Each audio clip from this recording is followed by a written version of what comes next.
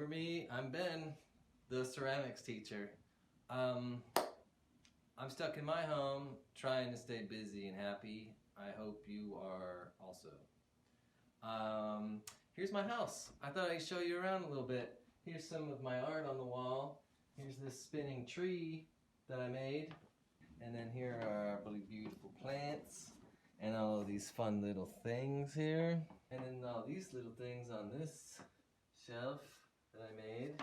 Here's a funny big apple core with a droopy worm on it. This room is the studio in our house. Here's the pile of stuff and then the tools.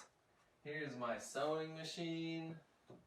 And this is my desk where I'm going to be making videos for you guys, trying to show you how to make some stuff out of Sculpey and clay and things, or maybe I'll do some drawings for you too. This is where I'll be. This is my zone. Stay well, stay happy, stay healthy. See you later. Mwah. Sleepity flappity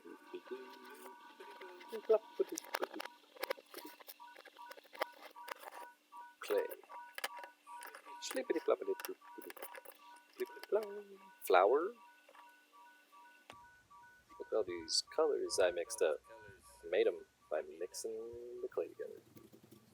First you want to mix up your clay. Knead it between your fingers and your hands. Warm it up. Make it softer, easier for you to work with. Takes a little time. It's totally worth it.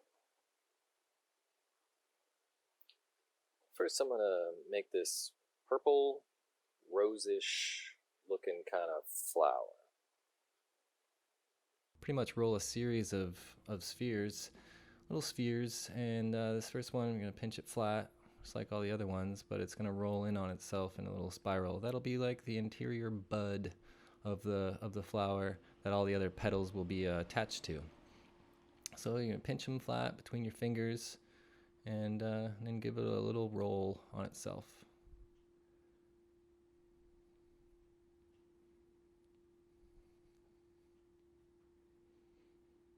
Give it a little roll. Taper the end a little bit. So now pinch off a bunch of pieces of the clay. I make some of them smaller and then they gradually get bigger, and those will be the ones that go on the outside. So pinch a little sphere. Pinch it flat between the fingers. Maybe tap the edge down so it's nice and round. And then press it on to the edge of the spiraled bud. Give it a little bit of a pinch, little spin to attach it.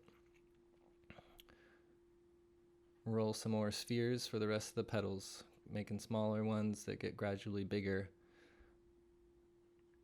Just roll them between your fingers. If you roll or pinch things or press things on the table, they might stick. So I try to work in my hands as much as possible. You can maybe give them a roll on the table to round them out, or in the palm of your hand.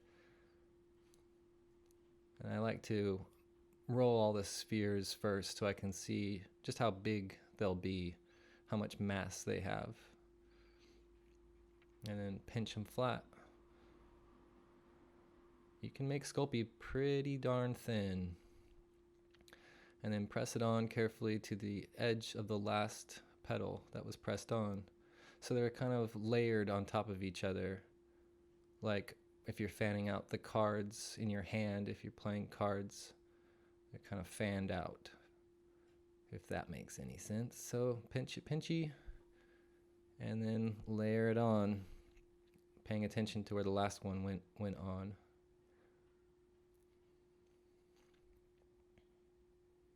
The nice thing about Sculpey is that you don't have to slip and score or scratch and wet to attach things. You can just press them and roll them to get them to stick to each other. And the more you've worked with the clay, the more soft and sticky it's going to be. So it sticks together more easily that way, but it also becomes more easily messed up because it's so soft. So you'll want to be more delicate as you go along.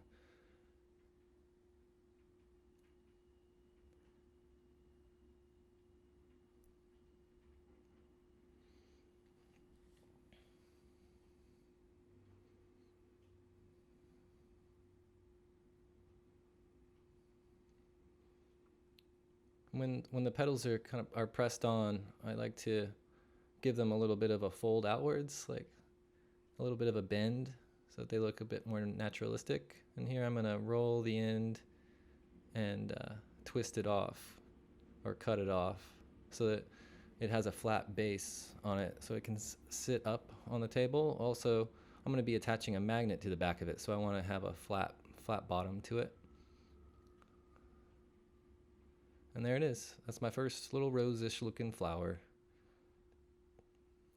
Ta-da. All right, flower number 2. This time I'm going to make a flower that has a pistil and stamen on the inside. So pistil and stamen are the parts of the flower that help it reproduce. And it's going to be like one thick worm in the middle, and then it's going to have a series of thinner coils or worms that I'm rolling on the table, super thin. Those will be the stamen that will attach around the pistil in the center. And once I get them thinned out, I'm going to use this piece of cardstock that I've cut to cut the pieces into the proper lengths that I like for the stamen. I'm making about 4 or 5 of them. After I've cut them, I'm rolling them just a little bit thinner. Now they're super fragile now, so you want to be careful with them. The pistil is going to have a little knob on the top.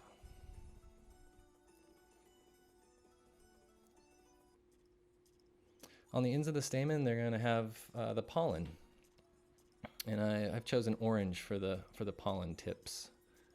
It'll be a nice little pop of color on the ends. So I'm rolling them.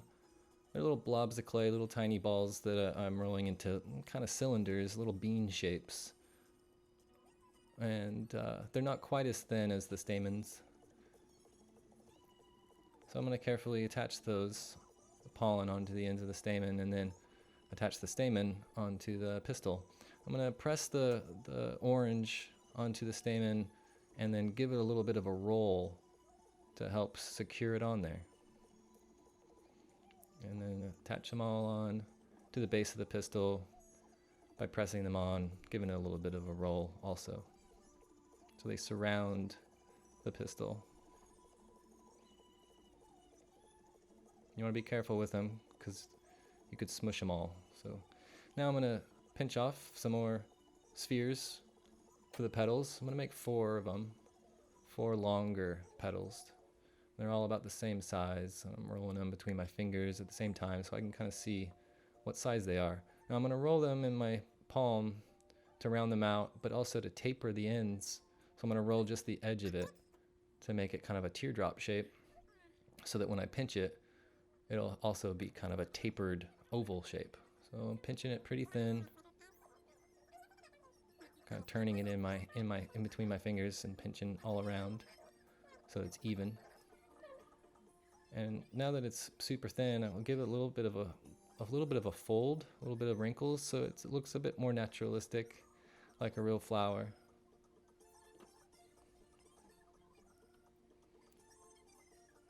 You can see I make all the parts kind of at the same time before attaching them, so I can see how they'll look. So that they're kind of similar in size and shape.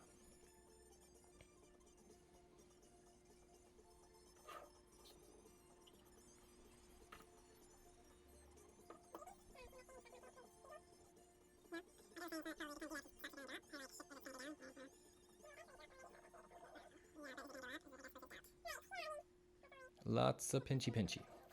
A little bit of a foldy wrinkle. Okay, now they're ready to go on. Again, just gonna give a little press at the base of them, at the bottom of them, around my cluster of stamen and pistil to surround it. Just pressed on at the bottom and kind of evenly distributed around it, so it's kind of like a plus sign or a star. Press them on, give them a little final adjustment, maybe separate some of the stamen a bit so that they're not all clumped together too much. Give it a little bit of a pinchy and a foldy and just a little twirl. Alright, I'm going to make a third flower now. This one's going to have a cluster of stamen, no pistil on the inside. I thought the pistil was kind of boring looking, so I thought it would look cool to have a bunch of little stamen. So same thing, rolling little wormies, cutting them with the cardstock, pinching off some little orange beans for the pollen. Rolling them into little cylinders, all about the same size.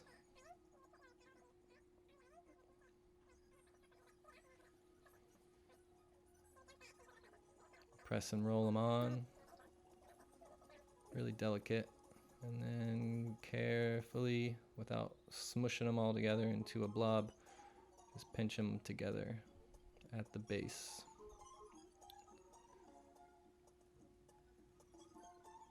Alright, more petals, more spheres. You'll see I'm going to roll some spheres all about the same size. Then I decide that they're too big. Oh, and you know what? I want to marbleize this pink. So I'm going to mix a little bit of this purple into this super light pink. And I'm just going to mix it up just a little bit so it's still kind of swirly looking. I don't want to mix it too much, otherwise it'll just turn into a light purple. But leaving it kind of marbleized looking so it has these swirls of two colors together. Roll it into a ball and then taper the end into a teardrop shape.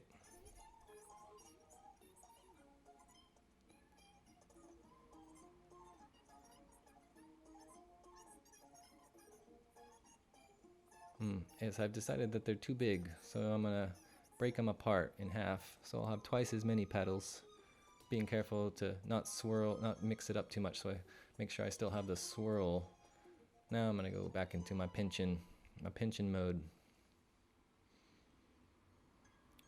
Flatten them out. Some of them I give a little bit more texture by kind of pressing in, bunching it in the middle with my thumbs. But eventually they just get flattened out again anyway. But you can give your petals a bit of texture to them if you want. See, your flower got stuck to the table, so I'm going to peel it off and pinch it between my fingers. And now they're going to start layering on, spiraling around the base of stamen.